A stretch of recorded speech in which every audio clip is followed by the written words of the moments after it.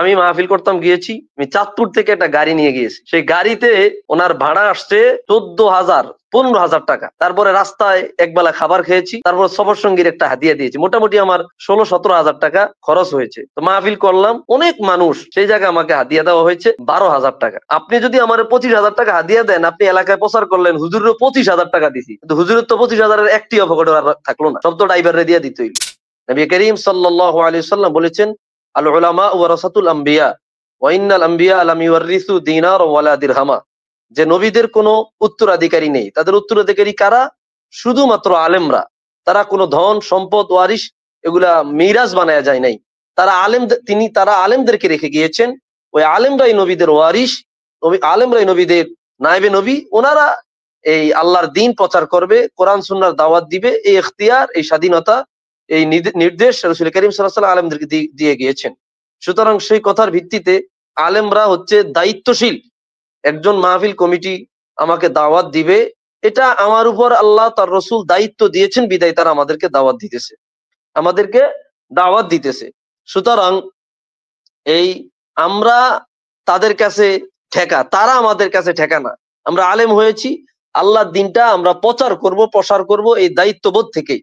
সুতরাং সেই দায়িত্ব পালন করতে গিয়া আমরা বিভিন্ন এলাকায়, বিভিন্ন জায়গায়, বিভিন্ন মহল্লায়, বিভিন্ন দেশে আমরা সফর করি, ভ্রমণ করি। সেই জায়গায় হরেক রকম মানুষের সাথে হরেক রকম আচরণের সামনাসামনি আমাদের হতে হয়।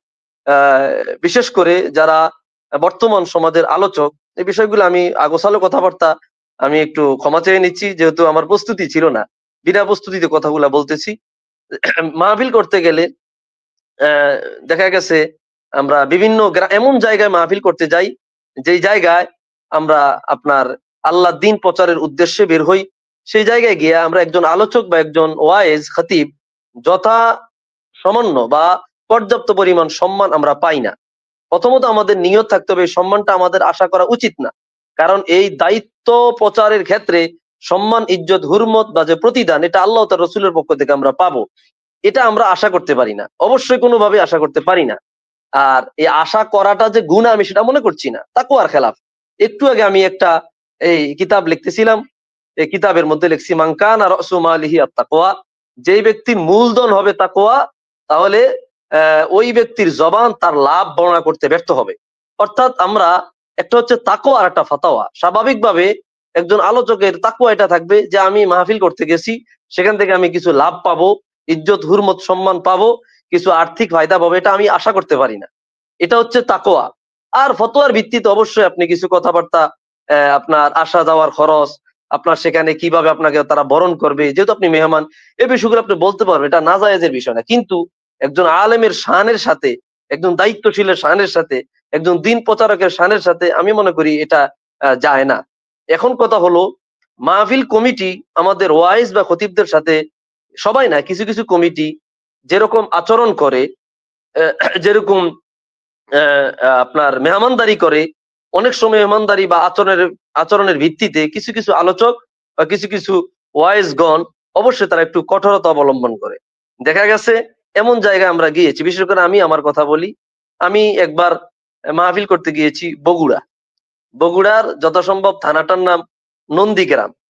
তো সেই জায়গায় আগের বছর মাহফিলের দাওয়াত দেওয়া হয়েছে আপনার বাংলাদেশের প্রখ্যাত একজন আলেমে দ্বীন জনাব আল হযরত মাওলানা ডক্টর মুফতি এনায়েতুল্লাহ আব্বাসী সিদ্দিকী সাহেব, একটা ফাজিল মাদ্রাসার মাঠ।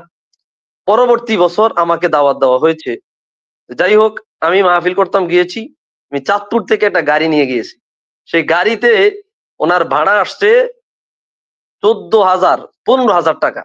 তারপরে রাস্তায় একবেলা খাবার খেয়েছি, তারপর সফর সঙ্গীর একটা হাদিয়া দিয়েছি। মোটামুটি আমার 16-17 হাজার টাকা খরচ হয়েছে। তো মাহফিল করলাম, অনেক মানুষ, সেই জায়গায় আমাকে হাদিয়া দেওয়া হয়েছে 12,000 টাকা। 12,000 টাকা আমাকে অফিসে বলা হলো, হুজুর 12,000 টাকা দিছি। তাই আমি বললাম, ভাই আমার তো খরচ হয়েছে প্রায় 16-17 হাজার টাকা। তাই বললো তারা আর কিছু বলে না। তখন আমি ওই 12,000 টাকা ওনাদেরকে দিয়ে আমি চলে এসেছি। পরবর্তীতে ওই টাকা তারা আবার গাড়িতে আইনা দিয়ে গেছে, হুজুর রাখেন। যাই হোক, আমি নিয়ে আসছি। তো দেখেন, এরকম বিভিন্ন এই অবস্থার মুখোমুখি আমাদের হতে হয়েছে।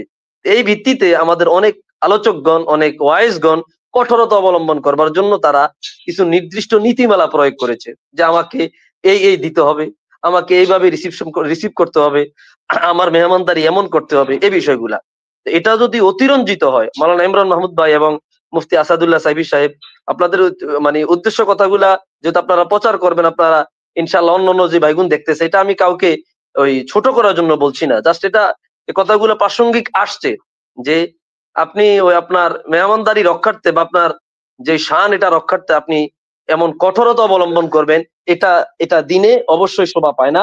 এটা দিনের মধ্যে এটা শোভা পায় না। এই বাচ্চাটাকে নেন, দিনের মধ্যে শোভা পায় না। যাই হোক, ওই 70,000 80,000 টাকা আপনি কন্ট্যাক্ট করবেন, 70,000 80,000 টাকা আপনি কন্ট্যাক্ট করবেন, আপনার বাংলাদেশের এক প্রান্ত থেকে অপর প্রান্তেও যদি আপনি একটা গাড়ি ভাড়া করে নেন, আমি আশাবাদী এই সর্বোচ্চ খরচ হবে ধরেন না 20,000 টাকা। আপনাকে যদি 80,000 টাকা হাদিয়া দেওয়া হয়, আপনি এক রাত্রেই 60,000 টাকা কামাইতেছেন। তাহলে বাংলাদেশে যারা ব্যবসা করতে বইছে, একতার ব্যবসা করার দরকার নাই। 1 মাস কোর্স কইরা তাবলিগে চিল্লা দিয়া ওনারাই তো ওয়াজ নসিহত করা উচিত আমি বলে মনে করতেছি। আপনি 20,000 টাকা খরচ কইরা একদিন 80,000 টাকা 60,000 টাকা পাইতেছেন। 80,000 তো থাকতেছে না, 20,000 খরচ হইতেছে। এবার হিসাব করেন 1 মাসে সে কত টাকা কামাইতেছে। তো এইভাবে একজন আলেম কিন্তু আস্তে, আস্তে লোভের মধ্যে পড়িয়া যায়। আমি মনে করি এত কঠোরতা হওয়াটা একজন আলেমের জন্য কোনোভাবে শোভনীয় নয়। এটা আমি আমার ওয়াইজ বা খতিবদের পক্ষ থেকে কথাটা বললাম। এবার আসুন একজন কমিটির পক্ষ থেকে কথাটা আমি বলার চেষ্টা করছি। যেমন আমি চাঁদপুরে থাকি।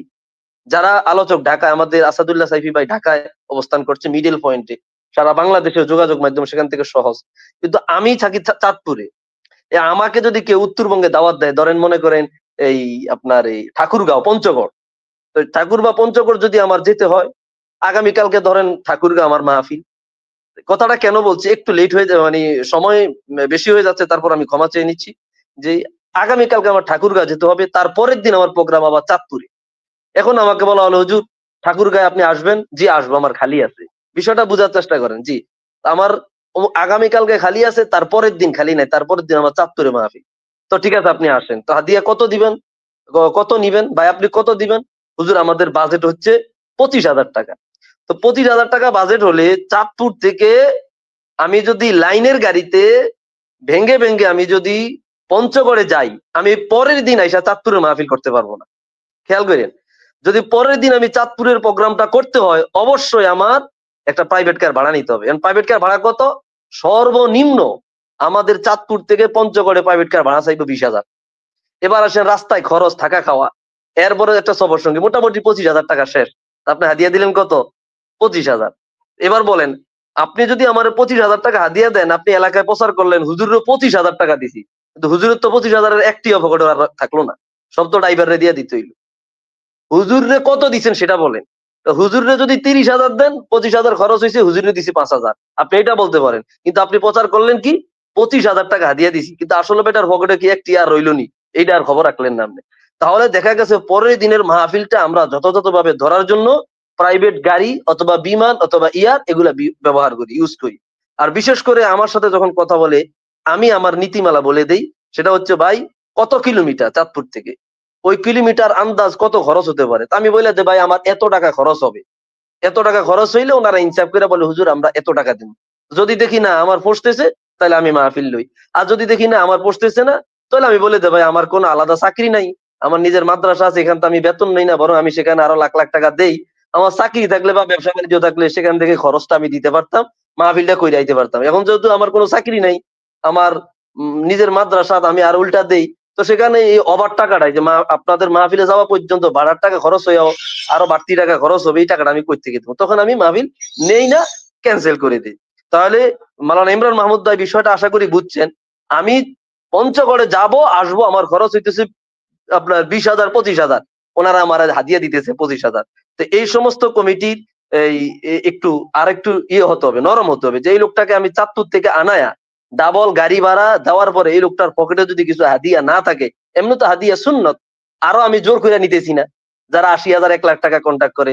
তাহলে আপনি তো একজন আলেমকে দাওয়াত দিয়েছেন, উনি গুণগত কেমন, মানগত কেমন, ওই আলেম কি ঠুনকা আলেম নাকি কিতাবি আলেম নাকি একজন ভালো আলেম, তো এই বিষয়গুলা আপনি নির্ণয় করে তাকে কি 80,000 1 লাখ কন্ট্যাক্ট করেন বলা বক্তাদের তুলনায় তাকে সম্মান করা উচিত ছিল না?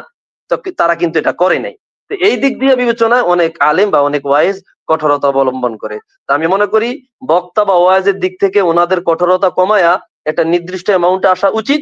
আর কমিটিরা অবশ্যই এতটা ওই শক্তি বা এতটা কঠোর পর্যায়ে না থাইকা তাদের দূরত্ব বিবেচনা করে তাদেরকে একটা গুণগত হাদিয়া, মানগত হাদিয়া দেওয়া উচিত বলে মনে করছি। আল্লাহ তাআলা আমাদের সকলকে সহি বুঝদান করুন। জি, ইমরান মাহমুদ ভাই।